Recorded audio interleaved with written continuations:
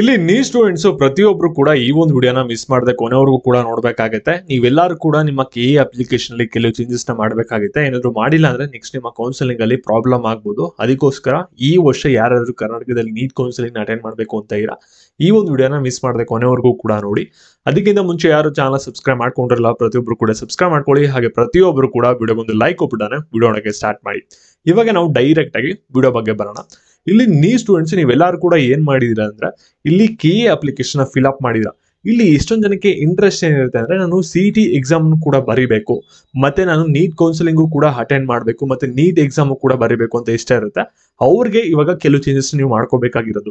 ಯಾರು ನೀವು CET exam ಬರೆಯಲ್ಲ, ಬರೀ ನೀಟ್ ಕೌನ್ಸಿಲಿಂಗ್ ನ ಅಟೆಂಡ್ ಮಾಡಬೇಕು ಅಂತ ಇದೀನಿ ಕರ್ನಾಟಕದಲ್ಲಿ ಅಂತ ಇದಾರಲ್ಲ, ನಿಮ್ಗೇನು ಪ್ರಾಬ್ಲಮ್ ಆಗಿಲ್ಲ. ಆದ್ರೆ CET ಎಕ್ಸಾಮ್ ಕೂಡ ಬರಿಬೇಕು ಮತ್ತೆ ನೀಟು ಕೌನ್ಸಿಲಿಂಗ್ ಕೂಡ ಅಟೆಂಡ್ ಮಾಡಬೇಕು ಅಂತ ಇರಲ್ಲ, ಅವ್ರಿಗೆ ಪ್ರಾಬ್ಲಮ್ ಆಗಿದೆ. ಯಾರು ಕೂಡ ಇವಾಗ ವಿಡಿಯೋನ ಗಮನ ಇಟ್ಟು ನೋಡ್ತಾ ಹೋಗಿ. ಇಲ್ಲಿ ಫಸ್ಟ್ ನೀವೇನ್ ಮಾಡಿ ಅಂದ್ರೆ ನಿಮ್ಮ ಅಪ್ಲಿಕೇಶನ್ ಏನ್ ಪೇಜ್ ಇದೆಯಲ್ಲ ಅದಕ್ಕೆ ಲಾಗಿನ್ ಆಗ್ಬೇಕಾಗುತ್ತೆ. ಲಾಗಿನ್ ಆಗಿದ ತಕ್ಷಣ ಇಲ್ಲಿ ಸೈಡ್ ಅಲ್ಲಿ ಏನ್ ಕಾಣ್ತಿದೆಯಲ್ಲ ಟ್ಯಾಬ್ ಯಾವ್ದನ್ನು ಕೂಡ ಟಚ್ ಮಾಡಕ್ ಹೋಗ್ಬೇಡಿ. ಡೈರೆಕ್ಟ್ ಆಗಿ ಕೋರ್ಸ್ ಡೀಟೇಲ್ಸ್ ಅಂತ ಕಾಣ್ತಿದೆಯಲ್ಲ ಈ ಒಂದು ಟ್ಯಾಬ್ ಮೇಲೆ ಕ್ಲಿಕ್ ಮಾಡಿ. ಕ್ಲಿಕ್ ಮಾಡಿದ ತಕ್ಷಣ ಏನಾಗುತ್ತೆ ಅಂದ್ರೆ ನಿಮ್ಗೆ ಪೇಜ್ ಬಂದ್ಬಿಟ್ಟು ಈ ರೀತಿ ಕಾಣುತ್ತೆ, ಸರಿನಾ.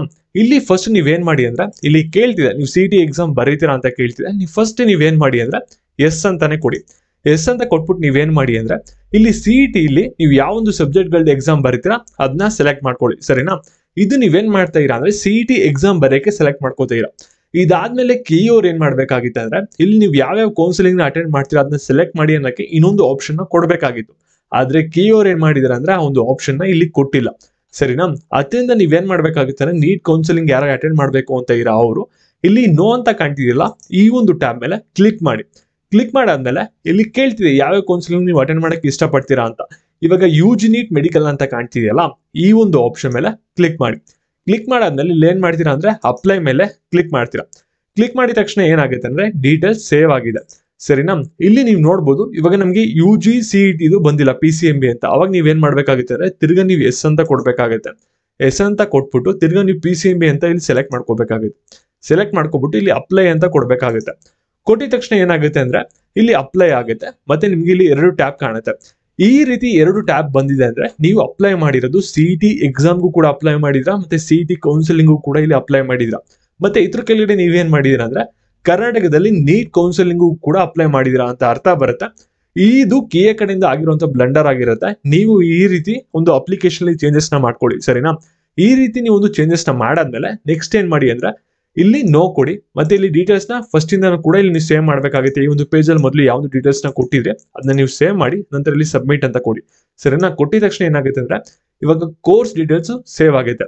ಇದಾದ್ಮೇಲೆ ನೀವೇನ್ ಮಾಡಿ ಅಂದ್ರೆ ಅಪ್ಲಿಕೇಶನ್ ಪ್ರಿಂಟ್ ಬಂದ್ಬಿಟ್ಟು ಫೈನಲ್ ಕಾಪಿನ ಪ್ರಿಂಟ್ ಔಟ್ ನ ತಗೊಳ್ಳಿ. ಬೇರೆ ಯಾವ ಟ್ಯಾಬ್ ನು ಕೂಡ ಒಂದು ಟಚ್ ಮಾಡಕ್ ಹೋಗ್ಬೇಡಿ.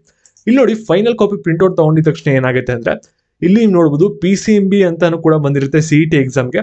ಅದಾದ್ಮೇಲೆ UG ನೀಟ್ ಅಂತಾನು ಕೂಡ ಬಂದಿರುತ್ತೆ, ಸರಿನಾ. ಈ ರೀತಿ ಬಂದಿತ್ತು ಅಂದ್ರೆ ನೀವು CET ಎಕ್ಸಾಮ್ ಕೂಡ ಬರೀಬಹುದು, CET ಕೌನ್ಸಿಲಿಂಗ್ ಕೂಡ ಅಟೆಂಡ್ ಮಾಡಬಹುದಾಗಿರುತ್ತೆ, UG ನೀಟ್ ಕೌನ್ಸಿಲಿಂಗ್ ಕೂಡ ಅಟೆಂಡ್ ಮಾಡಬಹುದಾಗಿರುತ್ತೆ.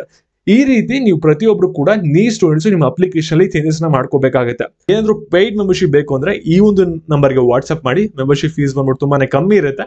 ನೀವೇನಾದ್ರು ಲಕ್ಷ ಗಟ್ಟಲೆ ಫೀಸ್ ಏನಾದ್ರು ಕಟ್ತಾ ಇರಾ PU ಕಾಲೇಜ್ಗೆ ಅಥವಾ ನೀಟ್ ಕೋಚಿಂಗ್ ಅಂದ್ರೆ ಡೆಫಿನೆಟ್ಲಿ ನೀವು ಒಂದು ಆಫರ್ ಮಾಡಬಹುದಾಗಿರುತ್ತೆ. ನಿಮ್ಗೆ ಕಮ್ಮಿ ಪ್ರೈಸ್ ಅನ್ಸುತ್ತೆ, ಆಫರ್ಡಬಲ್ ಪ್ರೈಸ್ ಇದೆ. ಯಾರಿಗೆ ಇಂಟ್ರೆಸ್ಟ್ ಇರುತ್ತೆ ಅವ್ರ ಮಾತ್ರ ಕಾಂಟ್ಯಾಕ್ಟ್ ಮಾಡಿ, ಎಲ್ಲರೂ ಕೂಡ ಮೆಸೇಜ್ ಮಾಡಕ್ ಹೋಗ್ಬೇಡಿ.